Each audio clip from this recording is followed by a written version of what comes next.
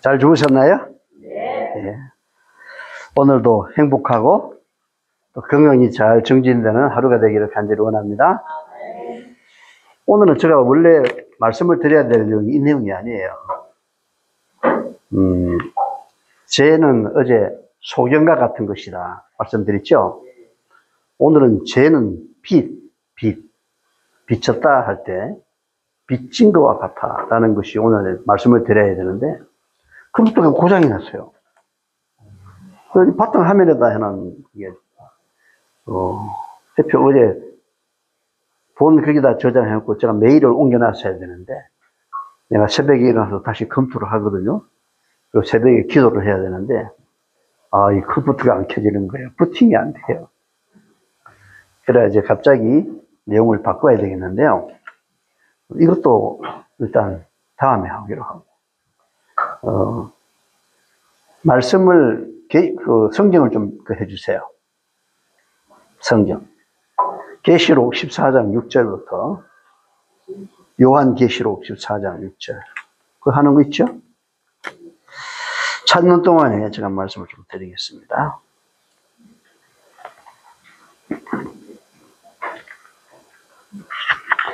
요한계시록 14장 6절 뭐가 나오는지 아시죠?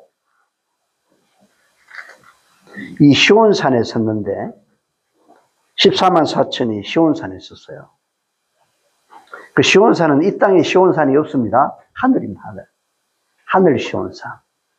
그게 14만 4천이 있었는데, 그들이 누구냐? 특징이 나와요. 여러분 14만 4천 명 이르니까 하늘에 구원받을 자들이 14만 4천 명밖에 없네. 이렇게는 생각하시면 안 됩니다. 어떤 분들이 그렇게 주장을 해요. 내가 아는 장모님, 어떤 목사님 이렇게 주장하는 분들이 꽤 있어요. 근데 성경을 앞뒤를 잘 살펴보면 계시록 14장은요 다 상징이에요. 상징. 그 14만 4천 명이 어디서 나왔냐 이러면 계시록 7장에서 나와요. 7장에 보면 입맞은 자들이 르우벤 지파에서 12,000명, 단 지파에서 12,000명, 이런 지파들이 각각 12지파들이 12,000명씩 해가지고 14만 4천 명이에요. 근데 과거에 구약에 그 레위 지파들이 지금 있어요, 없어요? 그 당시에 12지파가 있어요, 없어요? 없잖아요. 구약의 12지파가 신약에 뭐가 됐어요? 12제자가 됐잖아요. 특별히 그 당시에 각 야곱의 그 12아들들의 지파들이 없어요. 그 상징이야. 12,000명은 12,000명, 12,000명. 그리고 다른 내용도 뭐 다 상징이에요. 그래서 상징은 상징으로 풀어야지. 근데 분명한 것은 14만 4천 명은 이 땅에서 죽음을 당하지 않은 사람들이에요. 죽지 않고 성천한 사람들. 그러니까 이 사람들은 예수님 오실 때 바로 직전에 살았던, 살아서 구원받을 자다. 여러분, 살아서 구원받는다고 해도 반드시 죽어야 되는 게 있습니다. 죄 있는 육신을 가지고는 못 가요.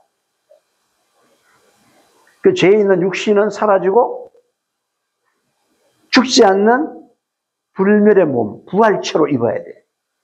부활의 몸, 이걸 부활체라고 해요.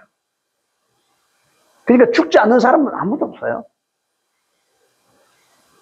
단지 첫째 사망해서 흙으로 내려가지 않았을 뿐이지, 그들도 육신의 흙물을 벗고 다시는 썩지 아니할 영원한 몸을 입어야 되거든요. 근데 그분들은 흙으로 땅속으로 들어가는 죽음이 아니에요. 하장을 당하거나 이런 죽음이 아니고 살아서 주님 오실 때에 산채로 변화되는 그들이 14만 4천 명이에요. 그 외에 어떤 사람들이 있나 하면 이분들 말고 있어요. 셀 수 없는 무리가 있어요. 그 셀 수 없는 무리들이 하얀 흰옷을 입고 있어요.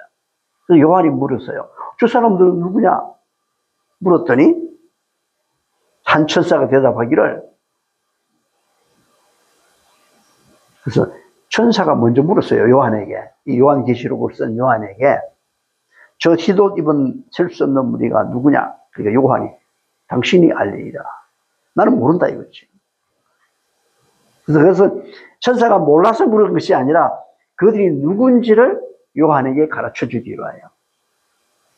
요한에게 가르쳐 주기를 원하셨던 그 천사는 요한만이 아니라 그 사실을 누구도 알기를 원해요?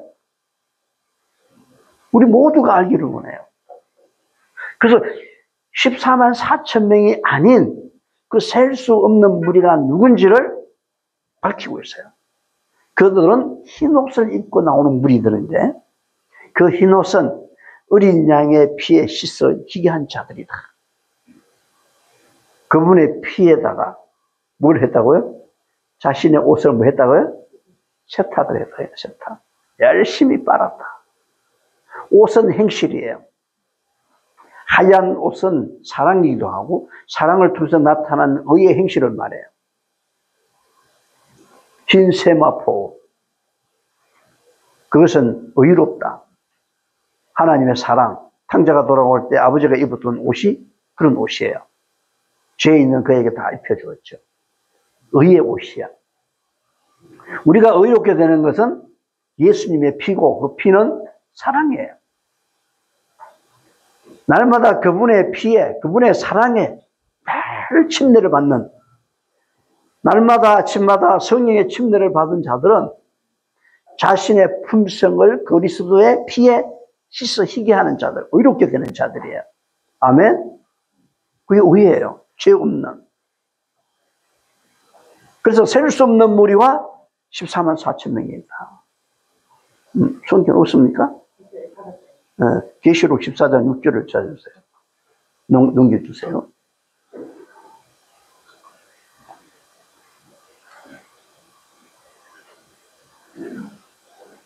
자, 그리고 그 무리들이 바로 그런 특징을 가지고 있는데, 어린 양의 피에 씻어 희귀한 자들, 또 14만 4천 명은 어린 양이 어디로 인도하든지 따라가는 자들이에요.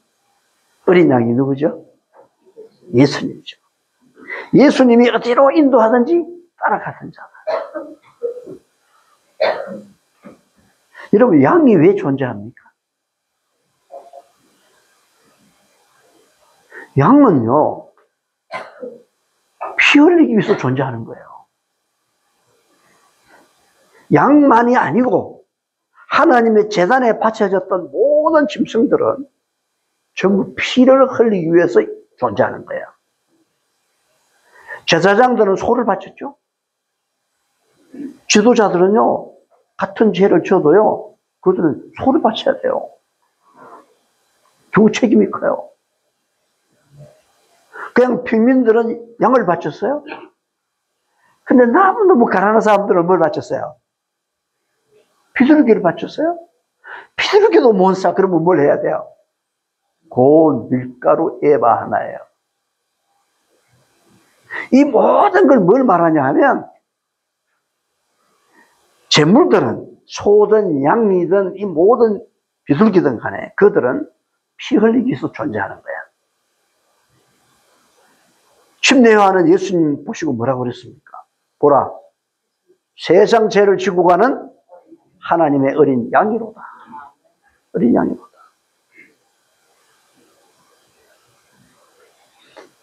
하나님께서 그 재물들은 다 죽여야 돼. 번제 불을 태우든지 함목질을 하든지 뭘 하든지 간에 나중에 그것을 먹는, 또 서로 먹는 게 있어요. 고기를. 그러나 모든 하나님께 드리는 모든 재물은 목에 칼을 찔러서 피를 흘려야 돼요. 근데 여기에 보면 뭐라고 해놨나 하면, 이 모든 재물들은 여호와 앞에서 죽일지라. 어디서? 여호와 앞에서. 짐승은 누구를 상징하죠? 양을 포함해서 모든 짐승들은 누구를 상징해요? 예수님을 상징해요. 그 예수님을 누구 앞에서 죽이라고요? 여호와 그 아버지 앞에서 죽이라는 거야. 여러분, 우리가 죄를 질 때마다 그냥 짓는 게 아니에요. 내가 죄를 짓는 그것 때문에 예수님이, 그 양이, 그 짐승들이 어디서 죽었어요? 아버지 앞에서 피를 흘려야 돼.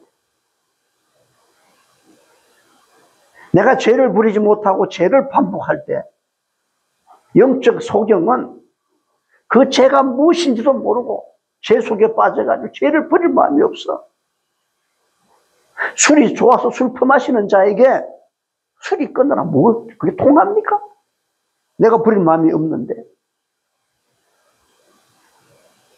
그게 좋아서 그냥 뭘 그러면 문제가 생기면 그때만 그걸 피하기 위해서 거짓말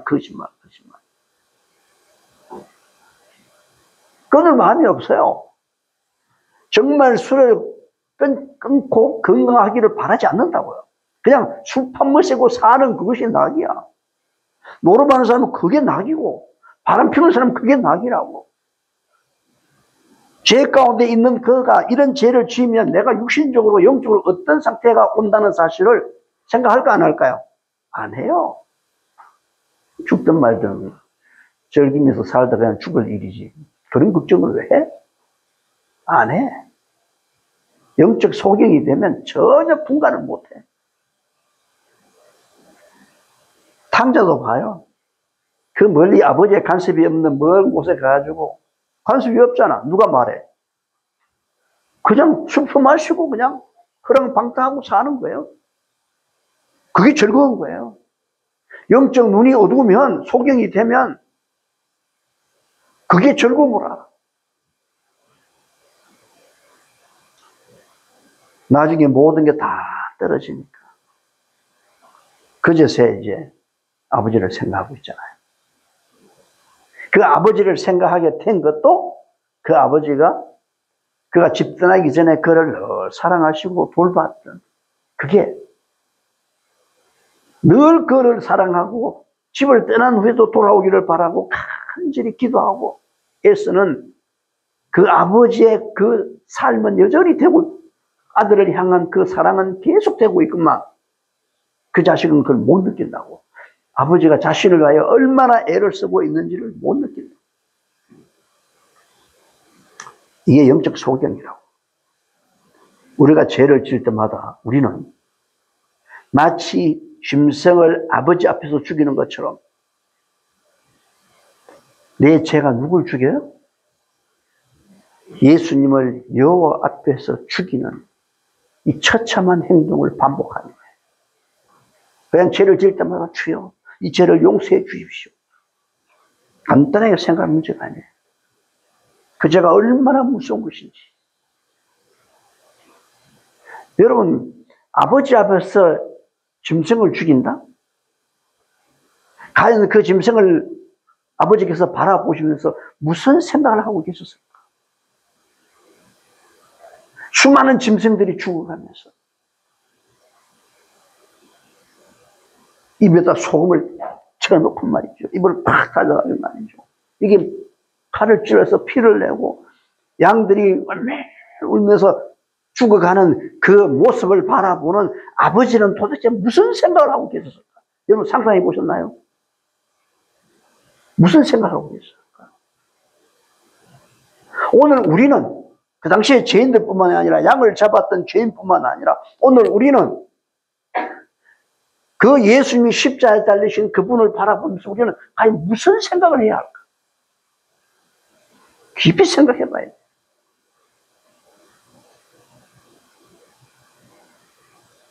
다음 시간에 또 그 부분을 제가 말씀드리겠습니다. 아버지의 생각도 우리의 생각도 일치해야 돼요. 그게 마음이 통하는 거예요. 그게 하나님과 사귐이 있는 거예요. 짐승이 죽어가는 십자가에 죽어가는 그 예수님을 바라보는 아버지가 어떤 그 심령인지 우리가 그 십자가를 바라보면서 어떤 생각이 들어야 되는지를 이게 아버지와 하나가 되어야 된다고요. 그때 성령의 놀라운 축복이 있는 거예요. 그런데 아무 생각 없고 주여 나는 왜 이런 병을 주시나이까? 나는 왜 내 기도를 응답해 주지 아니하시나이까? 원망과 불평만 하고 있는 거예요. 아무 생각이 없이. 이게 소경이에요, 소경. 이 계시록 14장에는 어린 양이 어디로 인도한다는 말은 양이 우리를 인도해가는 게 아니잖아요. 그 양은 피를 흘리기 위해서 있어요. 우리의 모든 전생애가 그리스도께서 나를 위하여 피 흘리신 그 피를 바라보는 거예요. 그 피는 사랑이거든요. 하나님의 사랑에 감동돼서 그 사랑에 의해서 살아가는 모든 삶, 행동, 그것이 어린 양이 인도하는 삶입니다. 맞습니까? 그런데 어린 양으로 인도한다 하니까 그냥 말씀만 추구하고 지키고 말이지. 안 하면 남 지적하고 정죄하고 비판하고 이게 아니에요. 어린 양이 짐승이 존재하는, 왜 예수님이 우리를 인도한다 하면 되지. 예수 그리스도께서 인도하시면 되지. 왜 어린 양이 어쩌고 인도하시는지 그래요.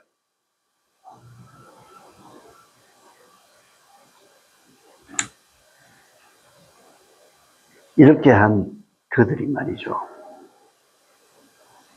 계시록 14장에 이 세상에 이 인류가 존재한 이래 마지막 기별을 주셔. 마지막 기별. 여러분, 하나님은 그 시대마다 기별을 주셨어요. 아브라함에게도 기별을 주셨어요. 아브라함과 아브라함의 아버지 데라에게, 먼저 데라에게 기별을 주셨어. 데라가 누군지 알죠? 누구예요? 아브라함의 아버지. 그 아브라함의 아버지와 아브라함의 가족들은 어디에 살았어요? 갈대아 우르. 갈대아 우르가 어디예요? 바벨론. 나중에 바벨론. 바벨론이 있기 전에는 바빌로니아. 그 바빌로니가 있기 전에는 무슨 나라였어요? 수메르. 이 바벨론과 수메르는 서양 문명의 시작이에요.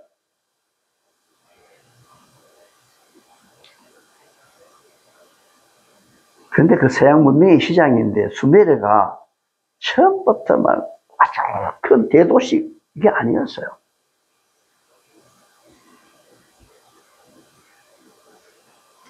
저 노아의 세 아들들이 있습니다. 셈, 함, 야벳. 셈은 하나님의 장자였죠. 셈족. 우리는 그 셈족을 아리안족이라고 그래요. 들어보셨죠? 아리안족. 우리가 무슨 족이에요? 아리안족이에요. 셈족이, 셈. 어떤 사람은 그래. 셈족은 백색이고, 함족은 흑인이고, 야벳은 항색이죠. 그런 말이 세상에 어디 있나? 말도 안 되는 소리지. 피부색을 가지고 논하면 안 돼요. 피부색은요, 수만 가지야.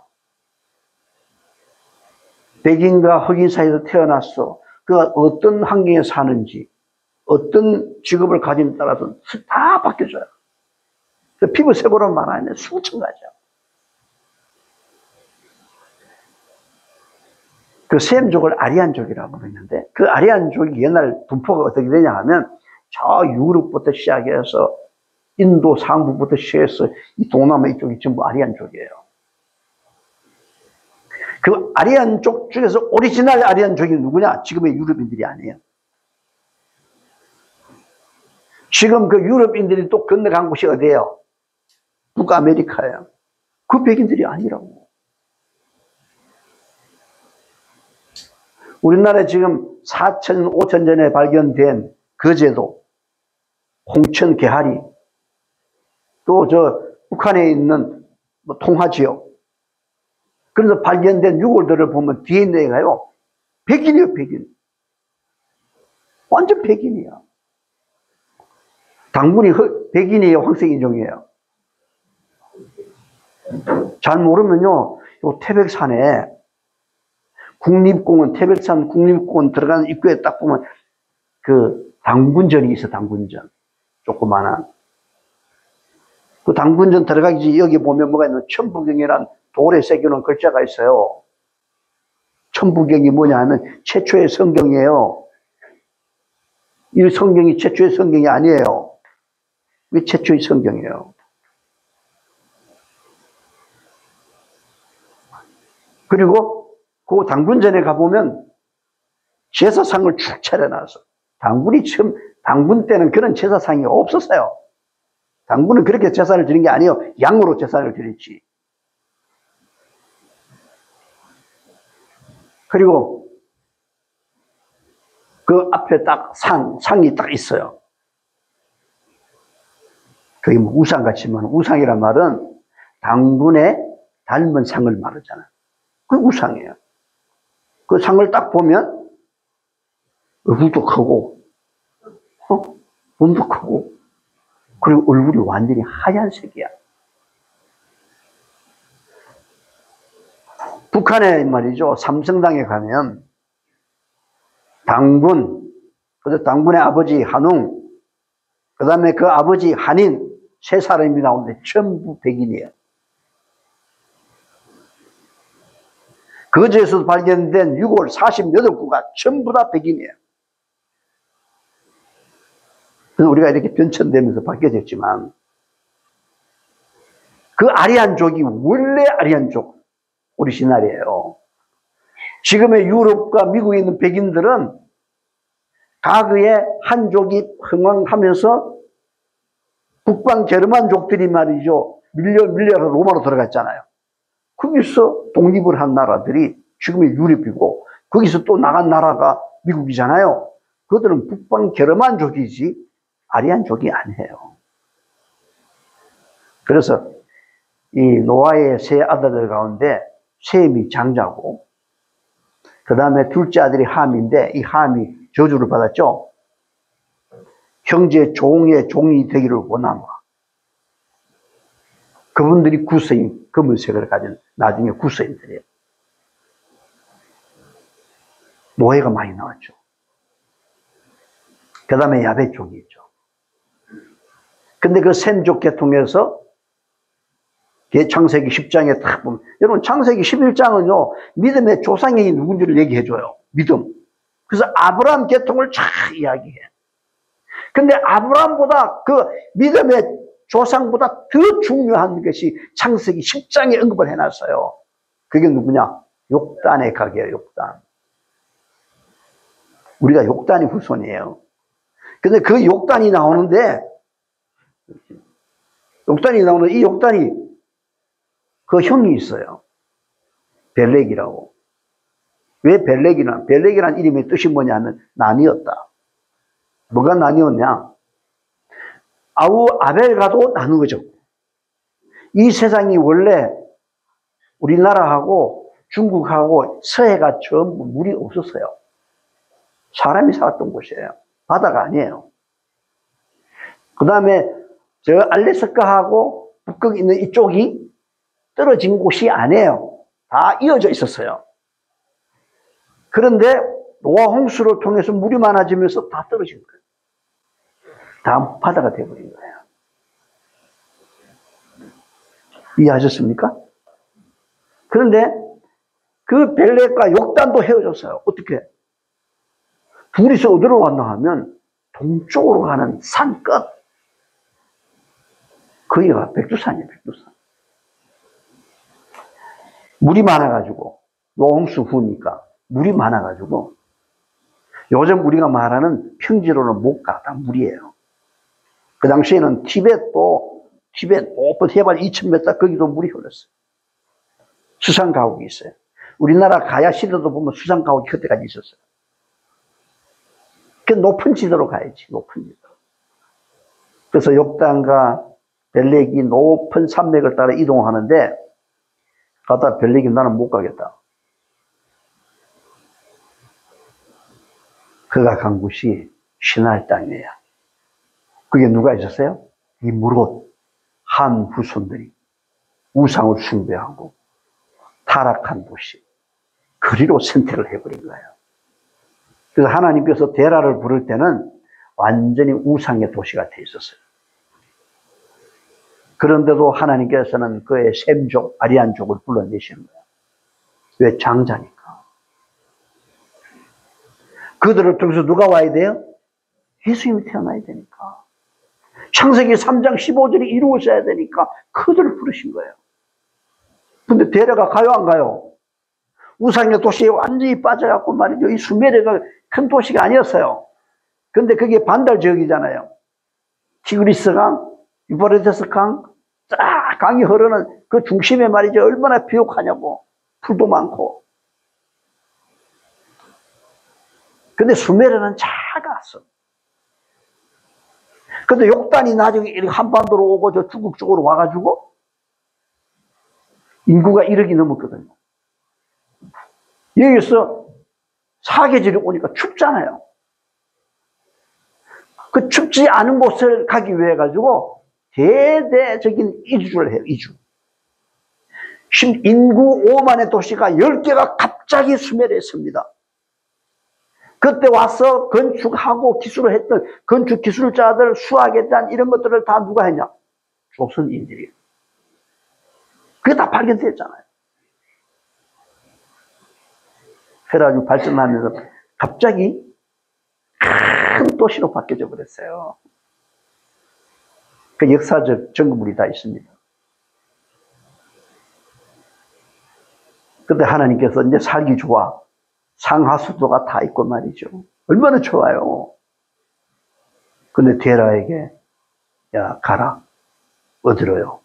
어디로? 가나안 땅으로. 아브라함을 부른 게 아니에요. 아브라함의 아버지를 먼저 불렀어요. 데라야, 가라. 가나안 땅으로 가거라. 그랬더니 데라가, 아이고, 못 갑니다. 이거 완전히 정치하고 자리 잡고 있고, 우리 조상들이 다 여기 있는데, 내가 왜 그리를 가요? 친축이 다 있는데. 그렇게 고집 피우다 보니까 아들이 하나 떨컥 죽었잖아. 그 죽은 아들 이름 뭐예요? 하란이잖아요. 막내 아들이 죽었잖아요. 막내 아들이 떨컥 죽어 겁이 나는 거야. 잘못하면 누구까지? 둘째, 첫째까지 다 잃겠다. 그래서 가기 싫은 데 가는 거예요. 그때 동행한 사람이 아브라함과 사레와 죽은 아들의 아들, 손자죠. 롯. 같이 출발을 했어요. 가다가 하란에 딱 가니까요. 광야에. 그때는 하란이라는 이름이 지어진 게 아니에요. 광야에 광야. 사막. 거기 탁 가서. 큰아들 아브라함 보고, 얘야, 너나 가라. 나는 이제 더 이상 갈 기력이 없다. 멈췄어요. 힘이 없다는 거예요. 그리고는 누가 생각이 났을까? 막내 아들이 생각났어. 이 광야 이름을 하란이라고 이름을 쳤어. 그리고 하란 광야가 쓴 거예요. 그리고 205세에 데라가 거기서 죽습니다. 죽고 하나님께서 그 아버지에게 했던 명령이 똑같이 아브라함에게 주어졌어요. 너 친척 아들 집을 떠나서 어디로 가라? 가나안 땅으로 가라. 과거의 믿음의 행진을 보면 아담으로부터 계속 막 우리가 마라톤 그렇게 하면 계주 있잖아요. 계주. 우리나라가 이번에 마라톤 계주 다 1위 하고요. 대단하더라고요. 300m, 400m도 1위 하고. 그 계주 할 때 보면 한 번 끼어서 뭘 줘요? 바톤을 쳐야 돼. 그걸 딱 받아야 돼. 널 주면 안 돼. 받아가면 또 뛰어야 돼. 어디를 뛰어야 돼? 전 주제가 뛴 그 자리를 그대로 뛰어야 돼. 우리는 아담 이후로 초림하시는 예수님이 태어날 때까지 계속 바톤을 받고 달려가는 아버지가 달려왔고 아들이 달려오고 우리는 지금 재림 때까지 달려가야 될 사람들이에요. 근데 재림 때까지 달려가는 마지막 주자가 누구예요? 우리. 특별히 대한민국. 이 우리나라는요, 그런 운명이 주어졌기 때문에 사단이 마지막에 엄청난 시험을 할 거예요. 지금도 시험 일어나고 있잖아요. 지금 공산주의로 거의 다 길어졌잖아요. 그래서 아브라함이 가나안 땅으로 갑니다.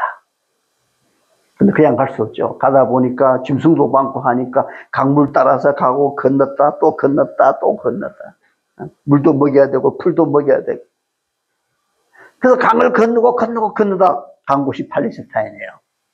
그래서 그들이 강을 건너왔으니까 뭐라고 이름을 줘서 히브리인. 히브리란 말이 강을 건넜다. 아시겠죠? 그래서 히브리인이 된 거예요. 그 팔레스타인에서 정착해가지고 나중에 누가 태어난 거예요? 아브라함과 야곱과 쭉 해서 나중에 약속의 후손, 메시아, 예수 그리스도가 탄생한 거예요. 그 예수님이 탄생하는 그 택한 나라가 이스라엘인 거예요, 이스라엘. 하나님의 천민, 하늘천, 하늘의 선민들, 천민들. 초림 많은 예수를 준비하는 민족, 나라. 그래서 하나님 그 애굽에서도 종살이하는 그들을 40년 동안 인도한 이유가 누가 와야 돼요? 그 메시아를 준비하는 민족, 나라를 만들려고. 근데 이 초림보다가 훨씬 더 중요한 게 뭐예요? 재림이에요. 초림의 목적은 죄인을 구원하는 거예요. 그러면 재림의 목적은 뭘까요?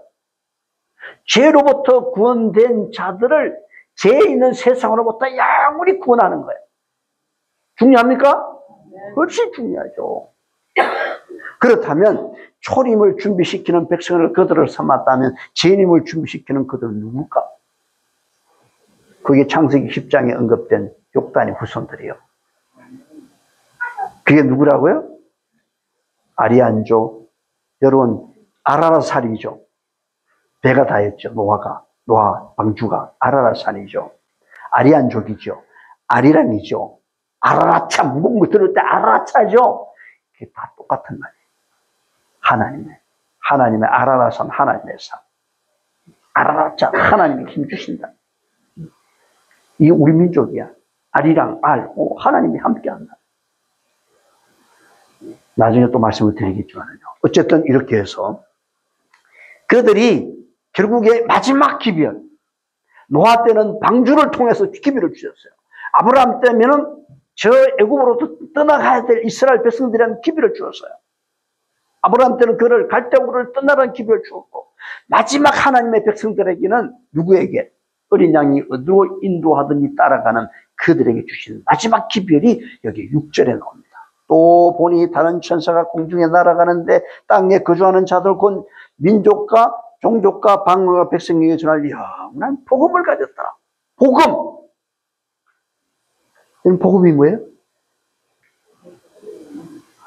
여러분 복음은 다른 게 없어요. 복음은 원복음이든 이 각 시대마다 주어진 복음이든 간에 복음은 복된 소식이야. 우리에게 가장 복된 소식이 뭘까요? 예? 가장 복된 소식은 예수님이에요. 예수님이 오신다는 거야. 왜? 죄로부터 구원되잖아. 영원히 죽을 내가 영원히 살 수 있잖아. 이게 가장 큰 소식이에요. 이게 복된 소식이에요. 근데 이 소식을 전한단 말이죠. 이 소식을. 근데 그 첫째 천사의 기별이 뭐예요? 보세요. 그가 큰 음성으로 이르되 하나님을 드려야 하며 그에게 영광을 돌리라. 그의 심판하실 시간이 이르렀으니. 심판. 무슨 분이 심판이 없대. 말도 안 되는 소리. 하늘과 땅과 바다와 물들의 근원을 만드신 이를 경배하라 하더라. 이게 기별이에요. 누구의 기별의 핵심이 뭐냐면 이 모든 걸 창조하신 창조주께 뭘 돌려라? 영광을 돌려라. 영광이 그 기별이에요. 그 영광을 가장 잘 드러낼 수 있는 방법이 어루선교예요. 나와 있어요. 둘째가 또 그 뒤를 따라 말합니다. 말하되 무너졌도다 큰 바벨론이여 모든 나라와 그의 음행으로 말미암아 진노의 포도주를 먹이던 자로 무너진다 바벨론이. 이거는 기별이 없어. 이 첫 번째 천사의 기별, 하나님께 영광을 돌리지 않으면 무너진다는 거야. 근데 뭐가 무너지냐? 바벨론. 체조하고 왔잖아요. 그건 아직 아니에요.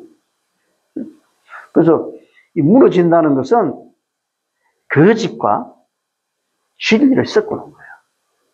거짓과 진리를 섞어놓은 사람들은 무너져요.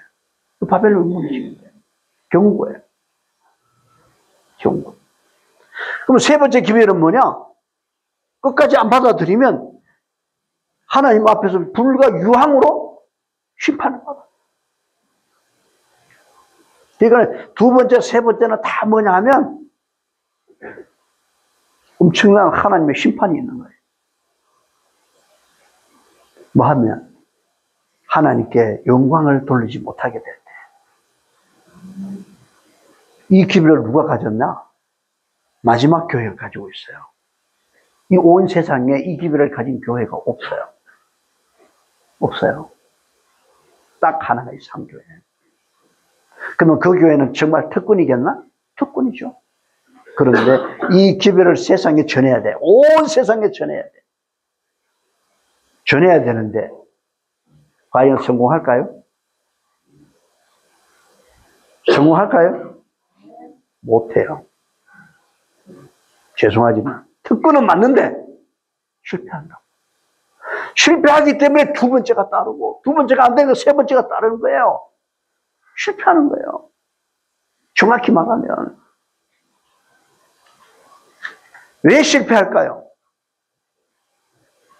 제천사의 기별 설교는요, 치유하는 선교가 들어있어요. 제천사의 기별에 오른손과 팔이란 말이에요. 복음을 전하는데 그냥 전할 수가 없어요. 이렇게 그냥 전할 수가 없어. 그런데 사람들의 질병은요, 질병을 통해서 이리로 다 연결시킬 수 있어요. 하나님께서 치유 선교를 준, 의료 선교를 준 목적이에요. 그 선교를 통해서 복음을 전할 수 있는. 그런데 그 의료 선교가 제천사의 기별이 온 세상에 모든 나라와 민족과 백성에게 전해져야 되는데 그게 반드시 이루어진다고요. 뭘로 이루어질까? 그 도구가. 늦은 빛 성령이 내리기 전에는 그 도구가 의료 선교예요. 그런데 그 참된 의료 선교가 없단 말이죠. 왜 텐면인지도 이해하셔야 돼요. 그 일이 반드시 이루어지게 돼 있어요. 그게 안 되니까 실패하는 거예요. 그런데 언제 성공해요? 넷째 천사. 요한계시록 18장에 딱 가보면 그때 이제 이루어집니다. 18장 1절에 한번 볼까요? 네. 이 일 후에 다른 천사가, 넷째 천사요, 하늘에서 내려오는 걸 보니 큰 권세를 가져 능력을 가졌어. 그의 영광으로 땅이 환해지죠. 영광이 드러나요, 영광. 마침내 성공하잖아요. 그렇다면 새 천사의 기별을 전하는 그 성공하는 사람들이 누구냐? 이 18장에 나오는 이 사람들은 마지막 교회가 아니에요. 우리가 생각하는 그 마지막 교회가 아니라고. 이때는 정말 하나님께 남은 초교파로 남은 신실한 무리들이에요. 그들이 성공한다고요. 이때는 늦은 빛 성령으로. 그러면 그 전에 이 새 천사의 기별을 성공하면서 할 사람들이 누군가? 그것은 의료 선교입니다. 제가 오늘 아침에 하나의 문자를 하나 받았어요. 전국에 있는 사무회, 목회자 사무회에 그 사무분들이 특별히 우리 다건강을 위해서 기도하고 있다고 문자가 왔어요. 기도를 다 각자가 하는데 기도 내용을 적어서 기도를 하고 있대요. 제가 하나 읽어드릴게요. 여호와 라파이신 하나님의 은혜를 송축합니다. 거룩한 안식일 시간 속에서 역사하시는 하나님의 은혜에 힘입어 영육간에 강건해지는 우리 모두 되게 하소서. 사랑하는 동역자 남동희 장로님의 간절한 소망의 기도의 제목들을 주님 발 아래 내려놓습니다. 오직 하나님의 영광을 위하여 충성하시는 장로님께 하늘의 영 부어 주시사 하나님의 음성 따라 하나님의 꿈을 이루게 하소서. 육신의 고통받는 많은 한우들을 위하여 충성하시는 주의 종에게 하늘에 담 없는 은혜로 충만케 하시사 운영하는 치유센터가 진정한 보탬을 받은 실로암이 되게 하소서. 전심으로 섬기시는 다건강센터와 교회와 성도님들이 모든 한우들이 하나님의 치유의 경험을 통하여 회복하는 참다운 영적 구원과 치유의 은혜가 있게 하소서. 이곳에서 영원 구원의 기쁨의 소식이 가득한 축복의 통로가 되소서. 많은 계획들을 가지고 있습니다. 다건강 41년 10만 운동, 전 세계 가족 요양 힐링센터 지점 10만 개 개설, 연간 2천만 명 이상의 침례자를 목적을 가지고 기도하며 준비하고 계시오니 이 모든 일에 인적 자원과 모든 자금을 하늘의 복의 통로로 부족함이 없이 채워주시기라. 땅끝까지 주의 복음이 전해지는 하나님의 선한 도구들이 되게 하소서. 특별히 무료 체험방을 위하여 힐링 제품을 생산하고 있습니다. 9월 30일까지 완료되어서 차질 없이 이 모든 일들이 주의 은혜 가운데 진행되어서 이것을 통하여 많은 영혼들이 주 앞으로 나오며 참다운 치유함을 받도록 성령님 인도하여 주소서. 또한 기독교 세계의 태면 자연의학의 본질과 원리를 전하는 본부를 걸린 목적을 가지고 계시니 하나님의 가장 선한 길로 인도하소서. 특별히 치료와 참다운 힘이 필요한 목회자 가정들과 많은 영혼들이 이곳에서 하나님의 은혜를 경험케 하소서. 주여 많은 꿈들과 소망과 계획들 속에 역사하여 주시사 하나님의 영화롭게 하시고 사랑하는 장로님과 그 모든 거룩한 헌신의 섬김과 사역과 모든 일상이 천국을 이루도록 아름다운 성령의 열매로 충만케 하소서.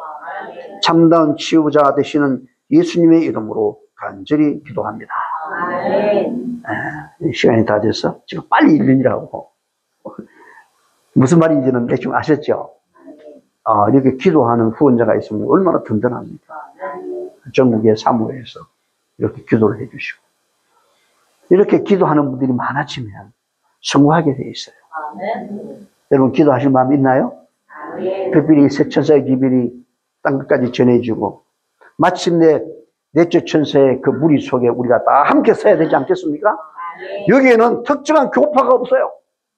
천주교도 장로교도 재림교도 신실한 분들이 마지막에 있을 거예요. 그들의 특징이 뭐냐 하면 어린 양이 어디로 인도하든지 따라가는 자예요. 그 어린 양이란 말은 양이 우리를 인도하는 게 아니에요. 예수 그리스도가 인도한다고 우리 왜 양이라고 해요?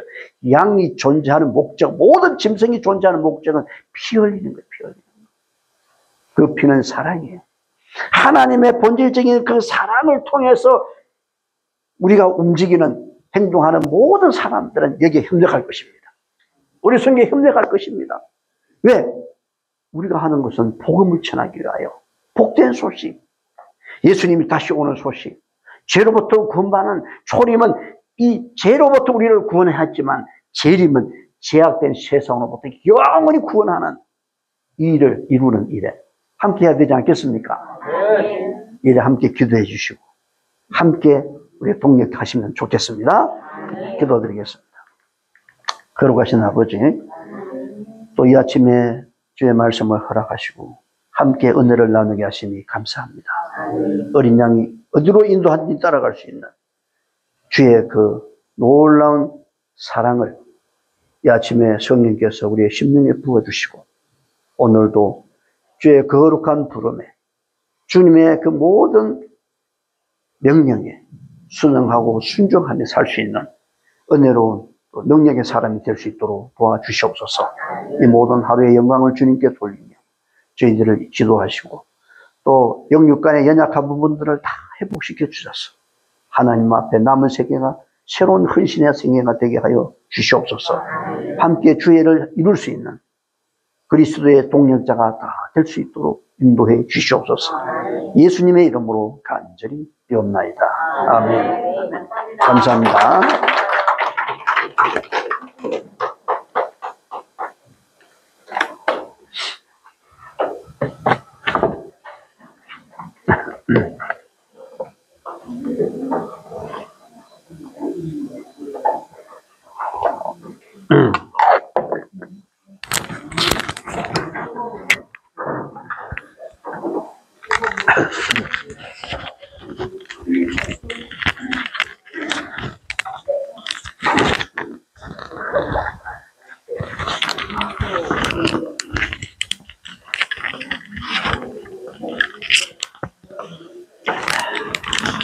아, 물이 감기 오네. 써졌다니. 이사님도 그게 그거잖아요. 실장님하고 이사님하고 감기. 생집사? 조이사. 생집사가 이제 방에 가까이 오니까.